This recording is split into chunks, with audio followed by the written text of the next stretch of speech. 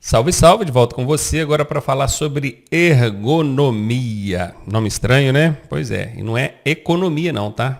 É ergonomia. Cuidado para não confundir isso. Deixa eu botar o sinalzinho de diferente aqui. Cuidado para não confundir com economia, que também não é agronomia, tá? Que também não é autonomia. Autonomia. E o Detran, ele gosta de fazer uma pegadinha, né? Aqui eu coloquei um sinal aqui de... Peraí, aqui, ó. Aí. O Detran gosta de fazer uma pegadinha. O que ele faz? Ele coloca lá, qual o nome da ciência que estuda a relação homem-máquina? E bota na alternativa A, autonomia. O aluno, ele guarda com facilidade que é alguma coisa que termina com nomia. Aí ele relaciona com esse auto aqui de automóvel, né?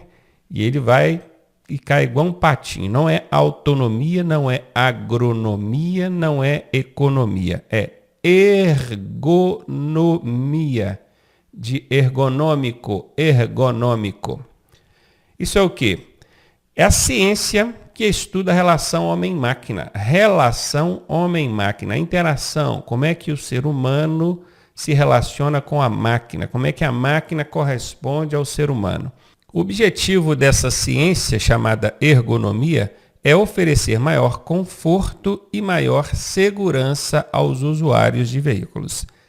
Cara, todo equipamento que a gente usa, ele é feito antes um estudo ergonômico daquele equipamento para ver a interação que a gente tem com aquele equipamento. Qualquer dispositivo, eu estou aqui com a caneta na mão, então, essa caneta, a espessura dela, a textura, porque se ela é muito lisa, vai ficar escorregando nas minhas mãos, eu vou suar e não vai ser bom.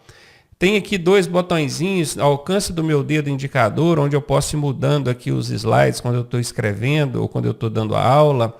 Tem uma borrachinha verde aqui para facilitar, para eu poder virar e lá e apagar. Enfim, foi feito um estudo ergonômico de maneira que a utilização dessa caneta por mim, por qualquer ser humano, né, seja a mais agradável possível. E quando se trata de um veículo automotor, não é nem só o conforto, é a segurança também. Vou dar um exemplo. Antigamente os carros tinham a lataria, quando fala lataria é a funilaria do veículo, né? A lataria é funilaria. Muito resistente. O meu avô costumava dizer que ele tinha um corcelão, aquele corcel antigo, que se batesse num poste, o poste era destruído e o corcel nem arranhava. Hoje em dia os carros, você põe a mão nele assim, empurra, ele afunda. Tem gente que fica até com ciúme, né? Não encosta no meu carro. Só de encostar, encostou ali, o carro já está amassando. E realmente é assim. Aí vocês pensam, pô, então o carro está piorando, né? Para que esse negócio de estudo ergonômico? Não está piorando, não. Esse fato do veículo ser mais flexível, a lataria ser menos resistente, isso é proposital.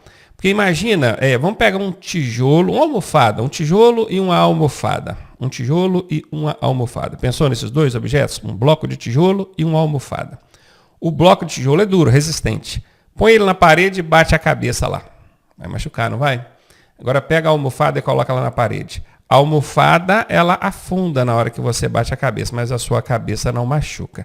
É o mesmo efeito que a funilaria do carro, que a ergonomia espera que a funilaria do carro faça hoje.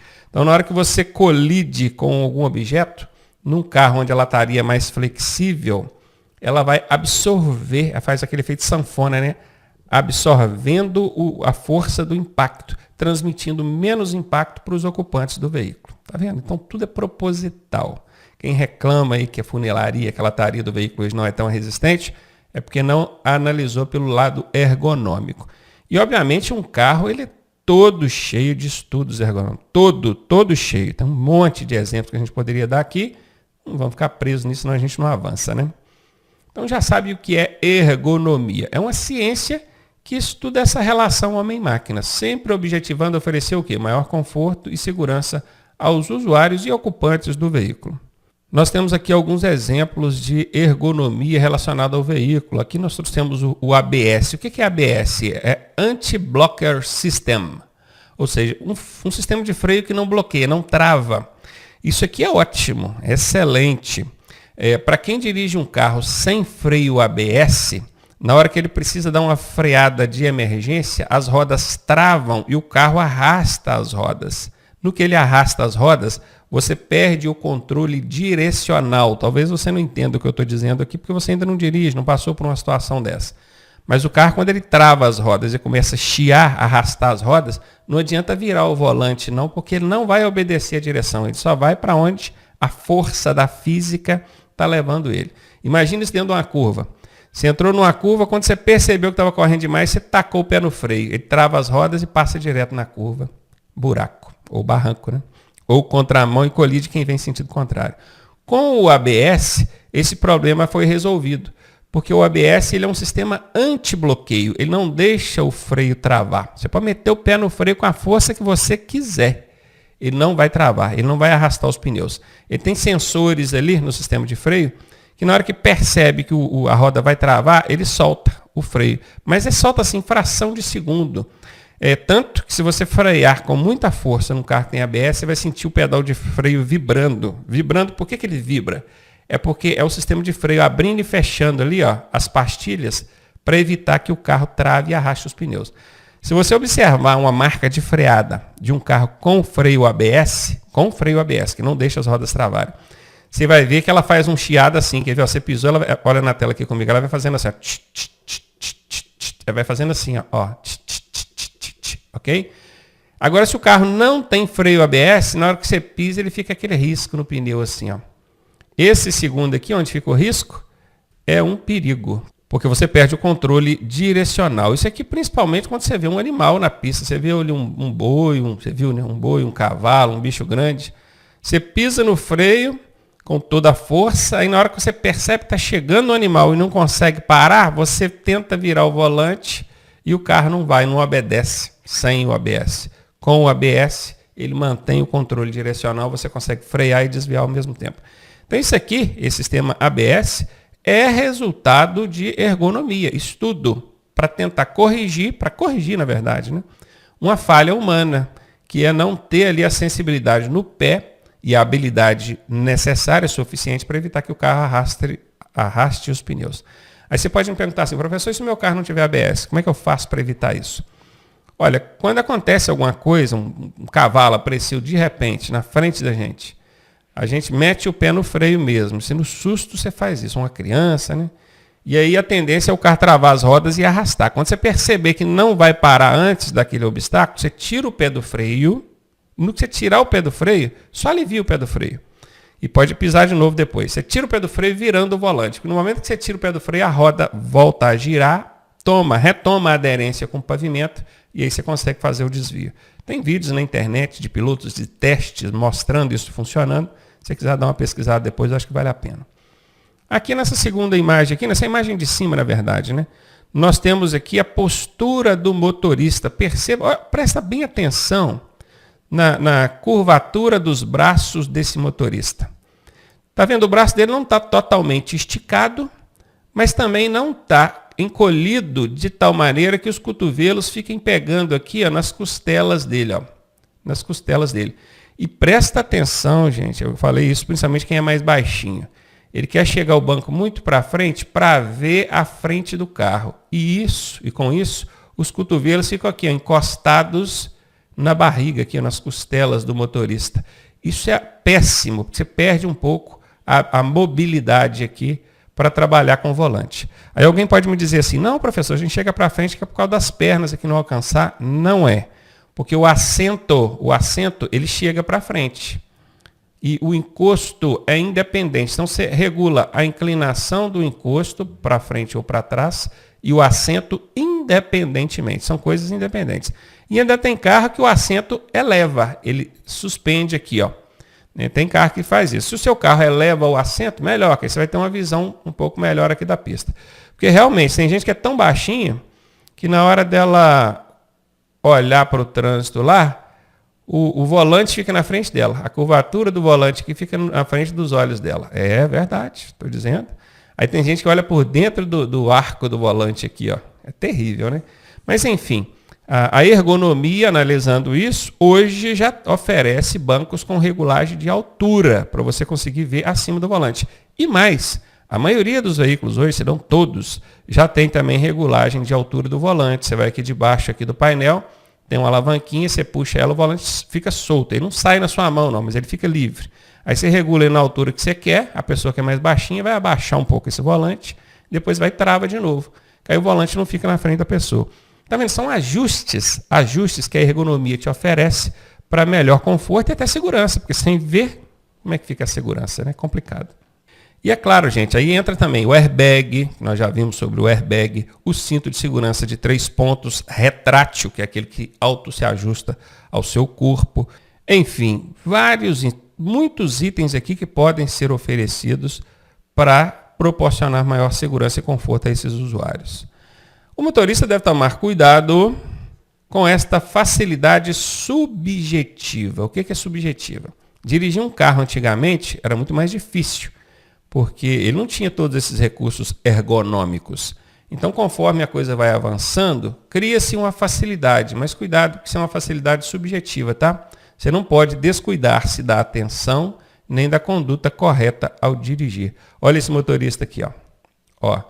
Ele está de olho aqui, ó, no painel, está de olho lá na frente. Ele fez a mudança de marcha, já vai voltar a mão para o volante. Perceba que ele está mudando a marcha sem olhar para a alavanca de marcha, né? Porque ele olha lá na frente, ele está de olho lá. Se você olha para a alavanca de marcha, você tira a sua atenção do trânsito, isso não é legal. Então pronto, já viram aí o que é ergonomia. É uma ciência que estuda a relação homem-máquina com o objetivo de oferecer maior conforto e segurança. Aderência é outro termo tratado na matéria e nas questões de direção defensiva de prova, tá? É a capacidade de atrito do pneu com o pavimento. O que é pavimento? O piso, o chão. Atrito é contato. O pneu está tocando no chão? Tá. Com muito contato ou pouco contato. Então quer dizer que o atrito, a aderência, pode variar. O carro pode ter mais aderência ou menos aderência, a depender do caso. A aderência está diretamente ligada ao quê? Calibragem correta é uma das coisas. Falta de pressão nos pneus. Isso aqui a gente chama de subcalibragem. O que acontece quando o pneu está com pouca pressão? Falta de pressão, falta de libras ali de pressão no pneu. Ele faz isso, ó. Ele dá essas barriguinhas nas laterais e tende a desgastar as laterais aqui do pneu. Com o tempo, esse pneu vai ficar novinho no meio, mas nas laterais ele já está desgastado. É óbvio que se o pneu não tiver, aqui nós temos o caso da pressão correta, né? É óbvio que se o pneu não tiver uma pressão adequada, ele não vai tocar com toda a banda de rodagem no pavimento e com isso ele vai ter uma menor aderência, né? E tem que tocar com toda a banda de rodagem no pavimento. Isso aqui é a calibragem ok, é onde você tem a melhor performance de aderência. Nesse segundo exemplo, a gente tem a sobrecalibragem. O que é sobre? Excesso. Tem pressão demais. Aí quando você coloca muita pressão, muitas libras ali no pneu, o que acontece? Ele toca só com o meio da banda de rodagem no pavimento. As laterais não tocam. Esse carro tende a desgastar, esse pneu, né? Tende a desgastar essa região do meio aqui, deixando as laterais com um desgaste menor. Óbvio, mais uma vez repetindo, se ele não toca com toda a superfície aqui da banda de rodagem no pavimento, ele não tem a melhor performance de aderência. Gente, falando também, claro, tem que lembrar disso, que a velocidade, o tipo de pavimento interfere na aderência, né? Quer ver? Pensa comigo. Se você estiver dirigindo numa pista asfaltada ou então numa pista de terra, qual que tem melhor aderência? Asfaltada. Pisa no freio para você ver. No asfalto o carro dificilmente vai chiar, vai derrapar. Já na estrada de terra, qualquer freadinha que você der, ele já chia. Se você estiver dirigindo numa pista suja, uma pista limpa, a pista limpa você tem maior aderência. Se tiver uma areinha ali em cima, menor aderência. O pessoal que anda de moto que o diga, né? Na hora de fazer a curva, fica com medo ali. Uma pista molhada ou uma pista seca, tá vendo? Então, o tipo de pavimento e as condições do pavimento da pista interferem diretamente na aderência. A velocidade também. Quanto mais você aumenta a velocidade, menos peso o veículo proporciona ao pavimento, consequentemente, menor vai ser a aderência. O que mais que a gente pode ver aqui sobre essa questão da aderência? O estado de conservação do pneu. Claro, gente, se um pneu estiver excessivamente desgastado, ele não vai ter uma boa aderência. Isso aqui é um pneu novinho, tá? Um pneu novo, ele tem aproximadamente, pneu novo, vou escrever aqui, novo. Ele tem mais ou menos, isso pode variar um pouquinho, tá? 8 milímetros de profundidade aqui, nesses sulcos. A banda de rodagem, que é essa borracha aqui, ela vai desgastando, não vai? Ela vai desgastando. Essa borracha aqui, num pneu novo tem mais ou menos 8 milímetros. O mínimo que essa banda de rodagem pode ter para você circular com o veículo é 1,6 milímetros. Gente, a gente está falando aqui de milímetros, tá? Só para vocês terem uma ideia, 10 milímetros equivalem a 1 centímetro. Pega uma régua aí, essas réguas de escola, estou até com uma perto de mim aqui, peraí. Vou pegar aqui uma régua de escola, acho que dificilmente vocês vão conseguir ver daí, porque... Mas vou marcar aqui, daqui até aqui, eu tenho 1 centímetro. 1 centímetro. Divide esse 1 centímetro em 10 e você terá 10 milímetros, ok? Então, quando eu falo que um pneu novo tem 8 milímetros, eu tenho que abaixar a minha unha aqui 2 milímetros. Daí vocês nem viram abaixando, está um pouquinho, né? Isso aqui, é a profundidade que a banda de rodagem de um pneu tem novo, um pneu novo. Esse pneu vai desgastando, vai desgastando, vai desgastando. A banda de rodagem, quando ela chegar em 1,6 milímetros, quer dizer, menos de 2 milímetros, aí a gente tem que trocar o pneu, porque abaixo disso já dá multa gravíssima, tá? Guardem bem isso. Aí vocês devem ficar encucados assim, mas como é que o guarda vai saber que aquilo ali tem 1,6 milímetros, tem menos de 1,6 milímetros? Se tiver careca é fácil, né? Porque está liso, não tem nada, é 0 milímetros. Mas não pode esperar ficar careca, não. No pneu tem umas indicações, está vendo essa letra TWI aqui? Eu vou reproduzir essa letra aqui grande, TWI. Isso aqui é uma sigla em inglês, que eu não vou nem arriscar falar aqui, para não confundir a cabeça de vocês, nem eu passar vergonha, mas isso aqui é uma sigla em inglês que significa indicador máximo de desgaste. Não é essa a tradução literal, tá? Eu estou falando que ele indica o máximo que um pneu pode ser desgastado. É isso. No nosso entendimento, no entendimento policial, é esse TWI que vai indicar isso. E aonde que estão esses TWIs no pneu? Nos frisos do pneu aqui, nos frisos, nessas canaletinhas que tem aqui, se você perceber, nesse ponto aqui, tem um pontinho, uma borrachinha, um alto relevo. Se você pegar a chave do carro e passar ali no friso do pneu, naquela canaletinha, você vai sentir o ressaltozinho do TWI ali. Esse TWI tem exatamente 1,6 milímetros. Aí fica fácil, porque o policial chega ali e olha o TWI. Se o desgaste do pneu já começou a pegar o TWI, é porque já baixou de 1,6 milímetros. Agora, se ainda não começou a pegar no TWI, é porque esse pneu ainda pode rodar um pouco. Viu como é que ele sabe? Pelo TWI. Então, isso tem vários, tá? Aqui tem outro ponto, aqui tem outro, tem outro. Isso ao longo da banda de rodagem do pneu, você vai encontrar isso várias vezes. E fica fácil do policial achar, porque na lateral do pneu aqui, tem uma indicação de TWI. Na lateral, quando ele olha o pneu de lado assim, ele vê lá a sigla TWI e a setinha indicando. Ele já sabe que é naquela área ali que estão essas borrachinhas. Aí ele vai ali e confere. Chegou no TWI, quer dizer, já baixou de 1,6, multa no camarada, né? Multa grave, não esquece disso não. A multa é por mau estado de conservação do veículo. E é claro, gente, que quando você olha um pneu com 1,6 milímetros de flancos ainda, de banda de rodagem, você fica com dó de trocar. Porque, poxa, parece que tá bom ainda, né? Mas tem que trocar. Dali para baixo ele já começa a ficar com a aderência comprometida. Em pista molhada, situações um pouco adversas, você pode ter problema com isso. Então está aí mostrado o que é aderência, o que interfere diretamente na aderência. Calibragem de pneus, estado de conservação dos pneus, excesso de velocidade, pista molhada, o tipo de pavimentação, tudo isso interfere. E agora falando de aquaplanagem ou hidroplanagem. Não são duas coisas distintas não, tá? Isso aqui é a mesma coisa, porém com o nome pode ser aquaplanagem ou hidroplanagem. Hidro vem de água, não é? Corta aqui, ó. Hidroplanagem, planagem, quer dizer, vai planar sobre a água. E o aquaplanagem da mesma forma. O aqua vem de água, planagem. Só não confunda, gente, aqua com água. Água. Se na prova estiver escrito aquaplanagem, eu acho uma tremenda covardia, mas está errado. E tem gente que não se atenta a esse detalhezinho e marca que está certo. O nome não é água, o nome é aqua. Quaquá, de pato. Ó, o pato faz quaquá. Aquaplanagem. Ou hidroplanagem. Pode ser um jeito ou outro. O que é isso?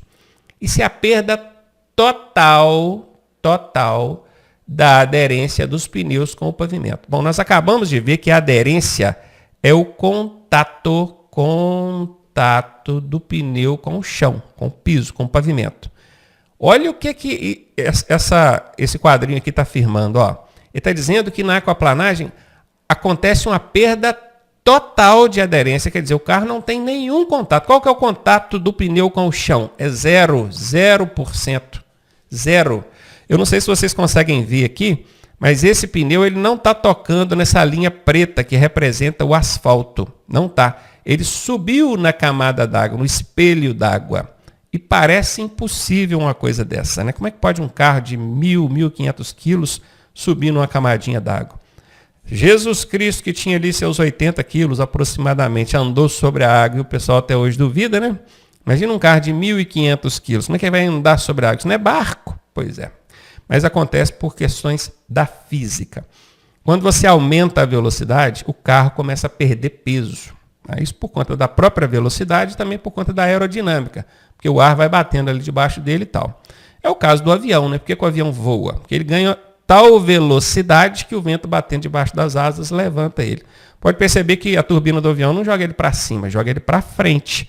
E a velocidade que faz o avião perder peso, e ali centenas, milhares de toneladas, ele voa. Ele não precisa nem da água, o ar já levanta ele. Imagina aqui a água. Então não tenha dúvida, tá? O veículo, a partir de 60 km por hora, ele já perde muito peso. Diria aí que ele vai ficar em torno de... Aliás, diria não, eu vou afirmar para você, eu já vi testes. Um carro a 120 km por hora, ele passou numa balança, essas balanças de pesar caminhão com carga e tal, registrou ali menos de 5 quilos. Isso num teste que eu vi, um teste. Na hora que ele passou, ficou registrado lá menos de 5 quilos. 5 quilos, você entendeu?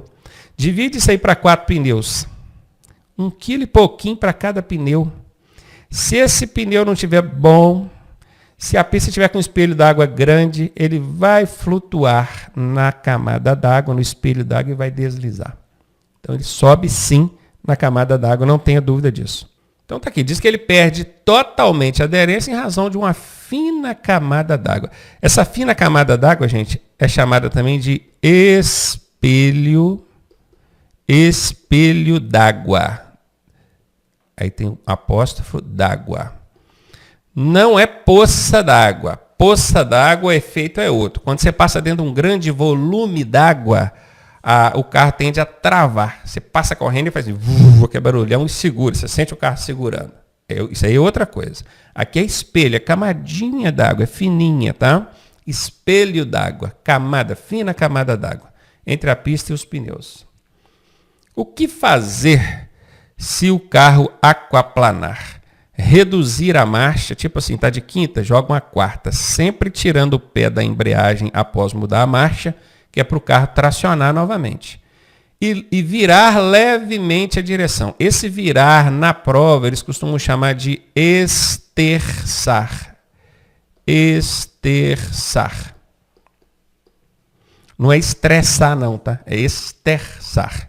Esterçar é virar levemente. Levemente é fazer um movimento para um lado e para o outro. De leve. Se virar muito, o carro roda. É de levinho. Só faz assim, ó, um pouquinho para lá e para cá com o volante, que é para os pneus tentarem achar ali o contato com o chão de novo. Quem dirige no barro sabe muito bem o que eu estou dizendo, né? Se você estiver dirigindo numa pista com barro, numa via com barro, se você ficar com o volante parado, o pneu desliza. Você tem que ficar movimentando o volante o tempo todo, que é para ele ficar caçando ali, caçando mesmo, hein, com espingarda, para ele ficar tentando ali achar o contato com o pavimento. E o que você não pode fazer de jeito nenhum? Frear. Guarde isso, anote isso na sua cabeça. Se você frear, como é que o carro vai parar se o pneu não está encostando no chão? A frenagem nada mais é que o pneu, em contato com o pavimento, apresenta uma certa resistência para ir diminuindo a velocidade do veículo. Se o pneu não está encostando no chão, o que vai acontecer? As rodas vão parar de girar, porque a aderência é zero, e elas travadas, meu amigo, o carro vai rodopiar. Você vai perder totalmente o controle do carro. Não pode de jeito nenhum frear. E isso aqui é uma coisa difícil de se conter, tá? Quando a gente percebe que o carro está aquaplanando, o pezinho vai no freio. E aí um abraço. E virar bruscamente a direção não pode. Aqui fala para virar levemente. Bruscamente, obviamente, vai fazer o carro rodopiar também. Gente, agora preste atenção. A aquaplanagem, ela acontece onde a pista é plana. Plana. E onde é que a pista é plana? Nas retas. Nas retas. Porque nas curvas, a pista ela é sobrelevada do lado de fora. Pode perceber. Toda curva, se a curva é para a esquerda, o lado direito aqui é mais alto que o lado esquerdo. Eles sobrelevam a curva. Isso é para contrapor a força da física que quer jogar o carro para fora. Se a curva é para a direita, o lado esquerdo aqui é sobrelevado. E no que a curva tem essa inclinação no pavimento, a água escorre e não forma aquele espelho d'água. Agora, na reta, a pista tende a ser plana. É claro que a engenharia, sabendo disso, o que eles fazem? Eles tentam fazer o meio da pista um pouquinho mais alto, certo? Que é para a água escoar para as laterais. Só que a engenharia brasileira, você já viu, né? Vai confiar nela? E mesmo tendo essa sobrelevação no meio, às vezes o volume d'água é maior, então acaba formando o espelho d'água ali. Então tome cuidado. É uma fina camada d'água, já é suficiente para o carro deslizar. Quer uma dica? Eu guardei essa dica, um dia eu aprendi isso há muitos anos, e eu sempre passo isso para os outros, e ela é muito útil para mim, quando eu estou dirigindo. Quando você estiver dirigindo uma pista molhada, você está vendo que a pista está molhada, já começou a formar ali espelho d'água. Você olha o retrovisor interno para ver se o carro está deixando rastro no asfalto. Se o seu carro está deixando rastro, é porque ele está removendo a água e tendo contato com o pavimento. Se em alguns momentos você percebe que esse rastro falha, diminua a velocidade, meu amigo, porque o seu carro está aquaplanando. E dá leves aquaplanadas ali, você não está percebendo. Numa dessas, você dá uma pisadinha no freio, tenta desviar de um buraco ou coisa do tipo, o carro rodopia, vai para a contramão, vai para o buraco, sacou? Então, ok, presta muita atenção nisso aqui, porque isso aqui é 90% de chance de cair uma questão na sua prova sobre isso aqui, tá? 90%. O Detran explora muito isso. Transferência de massa. Transferência é o quê? É transferir, né? Pegar a massa que está no eixo traseiro e jogar para o eixo dianteiro. Pegar do eixo dianteiro e jogar no eixo traseiro. Massa aqui não é exatamente peso, tá? Mas nós vamos dizer que é mais ou menos considerada como peso, só para facilitar a vida da gente. Eu sei que quem dá aula de física aí vai ficar com os cabelos arrepiados, mas o objetivo aqui não é estudar física, é entender o comportamento do carro. Tá? Então vamos considerar essa massa como peso, tá bom? Então bora entender, ó. Consiste na sobrecarga de peso no eixo traseiro ou dianteiro, em razão da aceleração ou desaceleração, que também pode ser entendida como frenagem do veículo. Vamos tentar entender isso aqui. Eu gosto de usar sempre o exemplo da motocicleta, que ele é ótimo. Você já andou na garupa de uma moto? Já? Quando o motociclista acelera, ele está lá parado. Que ele acelera, o que acontece com você que está na garupa? Você é jogado para trás ou é jogado para frente? É jogado para trás, né? Se você não estiver segurando direitinho, perigoso você sobrar, ficar para trás ali. E o peso do veículo, estou falando peso, entendendo massa aqui, tá? O peso do veículo faz a mesma coisa. A moto, vamos supor que essa moto pesa 100 quilos. Ela está ali parada. Tem 50 quilos na roda da frente e 50 quilos na roda de trás. Na hora que ele acelera para sair, vai ter 80, 90 quilos na roda de trás e só 10 na roda da frente. Está vendo? A massa é transferida para a traseira quando ele acelera. E o contrário, quando ele freia, o que acontece com você, com o seu corpo? Você é projetado para frente, chega até bater o capacete nele, né? Pá. Pois é. A mesma coisa a massa da motocicleta. O peso concentra-se na roda dianteira, ela fica mais pesada, a traseira fica mais leve. E isso interfere diretamente na dirigibilidade ou na condução desse veículo, principalmente em curvas, principalmente em velocidade mais alta. Bora ver como é que isso funciona? Substerçante. O condutor acelera, o peso vai para trás. Se o peso foi para trás, ele tende a desgarrar a frente. Por quê? Porque ele está com mais peso atrás e menos peso na frente. Se ele tem menos peso na frente, ele vai ter menor aderência na frente, ele tende a desgarrar a frente. Desgarrando a frente, ele é jogado para fora da curva. E quando isso acontece, é chamado de força centrífuga. Vamos entender. Joga para fora. Presta atenção em centrífuga. Fuga, presta atenção só no finalzinho aqui, ó. Fuga. Você já viu fugir para dentro? Não, né? Fugir é para fora. Então, centrífuga é para fora, tá aqui. E quando ele joga para fora, ele desgarra a frente, que começa com F. Então, você vai fazer essa relação.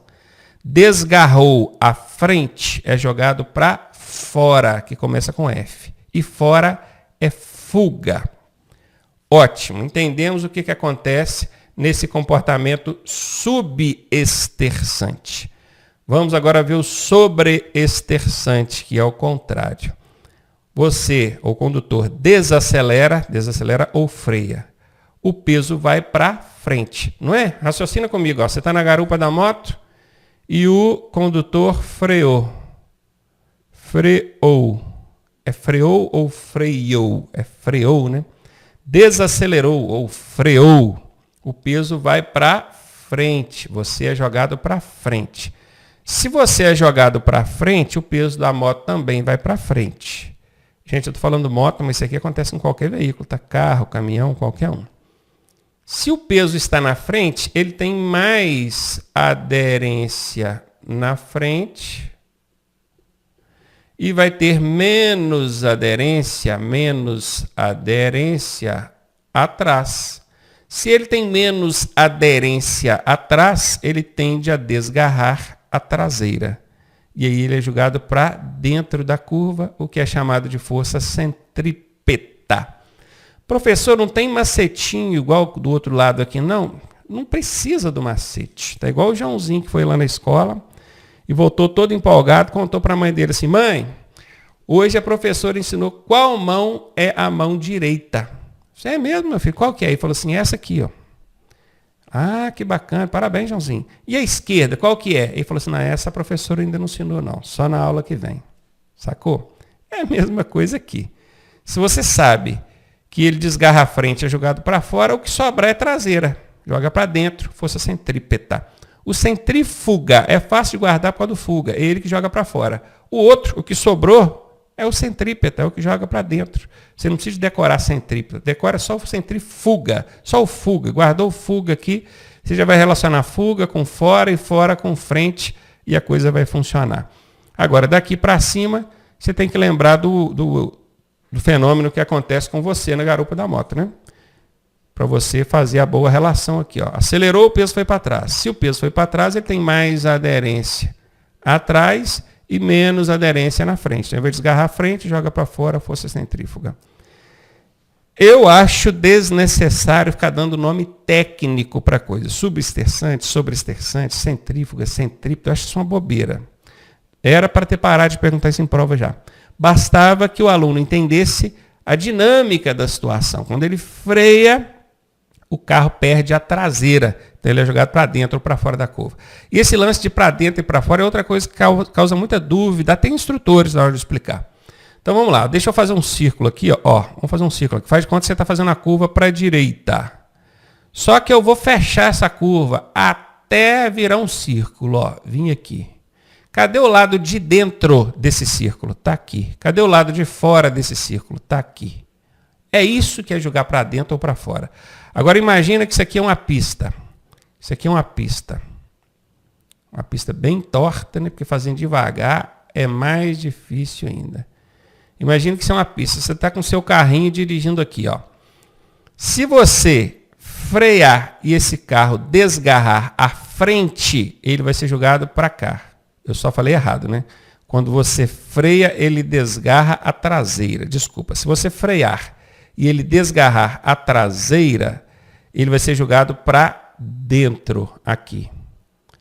Agora, se você acelerar e ele desgarrar a frente, ele vai ser jogado para fora, que é aqui. É isso aqui é para dentro e para fora da curva, tá? Continuando agora falando sobre condições adversas. Quando fala condição, é uma situação. Adversas são adversidades que você vai encontrar no trânsito. Aqui, ó, situações encontradas ao dirigirmos que podem nos proporcionar riscos. Quais são essas adversidades? O Detran costuma perguntar quantas são. Então, contar aqui, ó, luz, tempo, via ou pista, trânsito, veículo e condutor. 6. Tem gente que reclama assim, professor, aqui no meu estado o Detran diz que ainda tem as condições adversas, passageiro e carga. Então, são 8? Não são. No manual de direção defensiva do antigo Denatran, atual Senatran, são só esses 6. Carga e passageiros entram dentro da condição veículo. Eu decorei assim, luz, tempo, estrada, trânsito, veículo e motorista. Luz, tempo, estrada, por quê? Porque via e pista é a mesma coisa que estrada, né? Não é exatamente não, mas quando eu falo estrada eu lembro da via, eu lembro da pista. Então eu guardei assim, luz, tempo, estrada, trânsito, veículo e motorista. Condutor e motorista é quase a mesma coisa, né? É porque às vezes está numa motocicleta e o pessoal não gosta que chama de motorista. Eles gostam que chamam de condutor, né? É, realmente. Só, cara, que tem aqueles macetes loucos que eu arrumo, né? Que ajuda a guardar. Ah, você não consegue guardar quais são os 6? Não. Então você vai guardar essa frase aqui, ó. Deixa eu tentar arranjar um lugar para escrever essa frase aqui. Espera aí. Vamos escrever aqui em cima, ó. Abrir aspas, aí a gente vai. O condutor em seu veículo lotado de carga e passageiros, lotado de carga e passageiros, disse. O que ele disse? Será que o que esse condutor disse? Ele disse o seguinte: faz tempo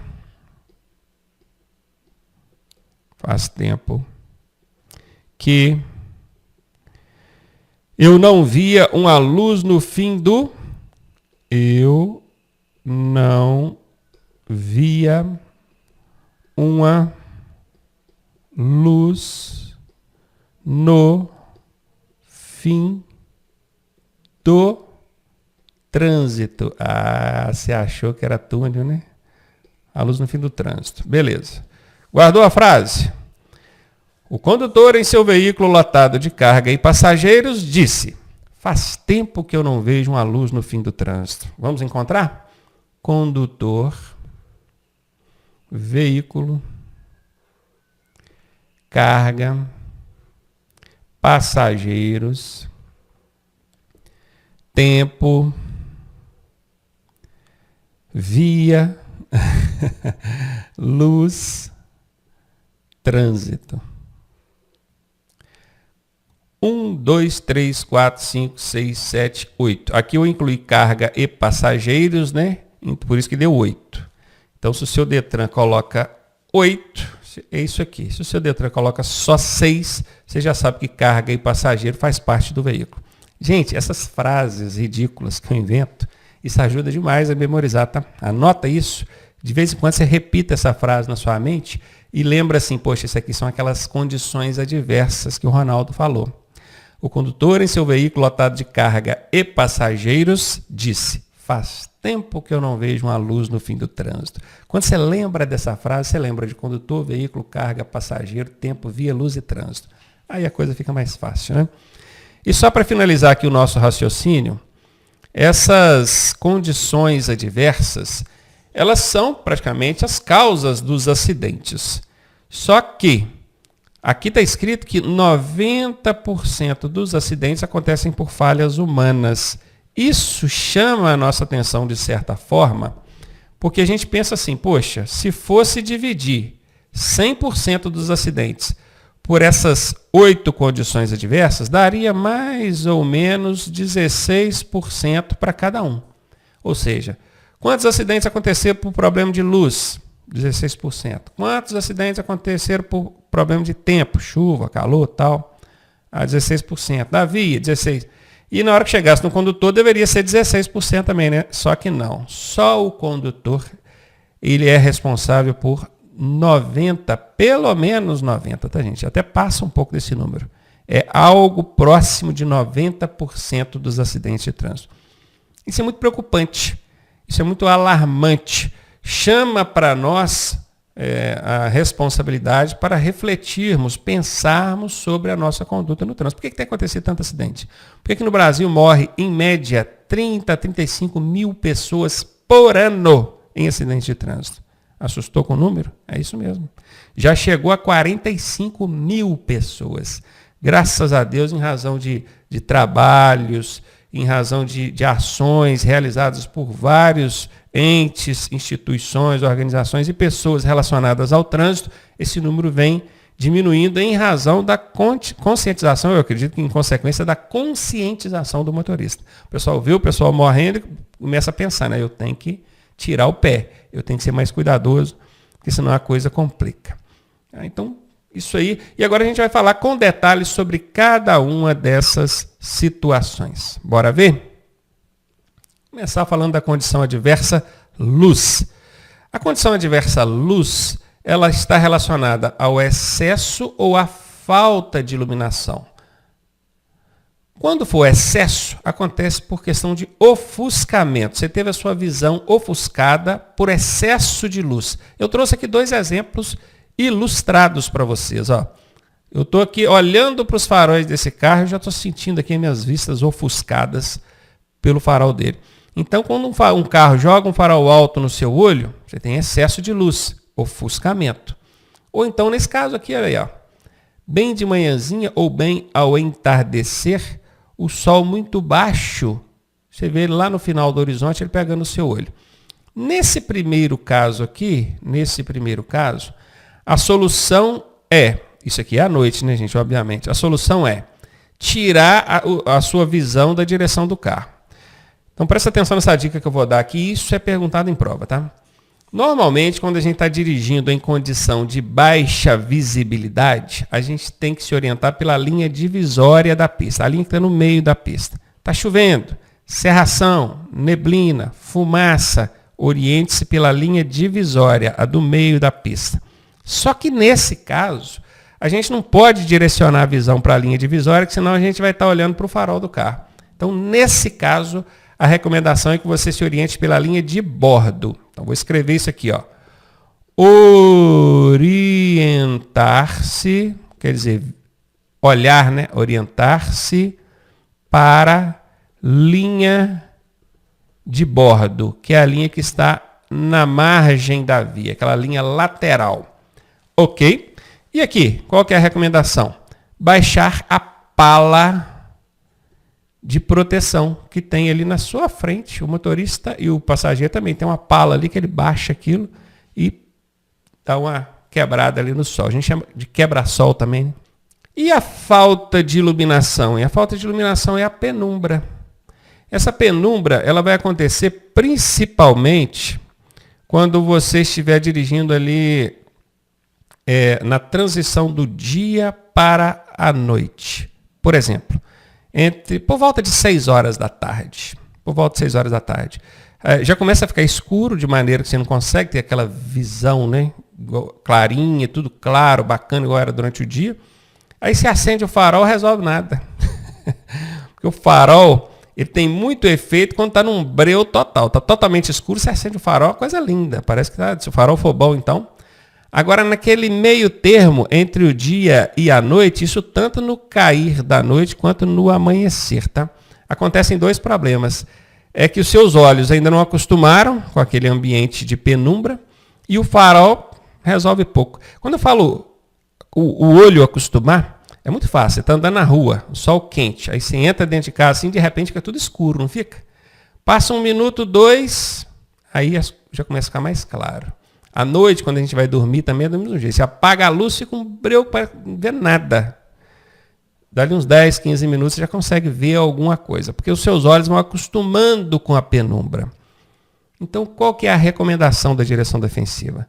Nessa condição aqui, que é mais ou menos por volta das 18 horas, se você estiver fazendo uma longa viagem, programe a sua parada para esse horário. Programe a sua parada. É hora de você ir no banheiro, dar uma esticada no corpo, né? Tomar um café ali. Quando eu falo tomar um café, não no sentido só o cafezinho. É alimentar, fazer alguma coisa, tomar água também. Você tem que fazer a parada, não está indo uma longa viagem? Programe a parada para esse horário. Começou a ficar ruim ali, aquela penumbra, você para e vai fazer ali o seu lanche no banheiro, coisa e tal. Dali meia hora, quando você sai, está tudo escuro, sua íris, seus olhos já acostumaram com aquela penumbra, você liga o farol, fica uma coisa linda, segue viagem e aí a coisa funciona. Deixa eu parar por aqui, o nosso tempo de aula já acabou. Na próxima aula eu já falo da próxima condição adversa, que é tempo, chuva, calor, vento, coisa e tal. Te espero na próxima aula.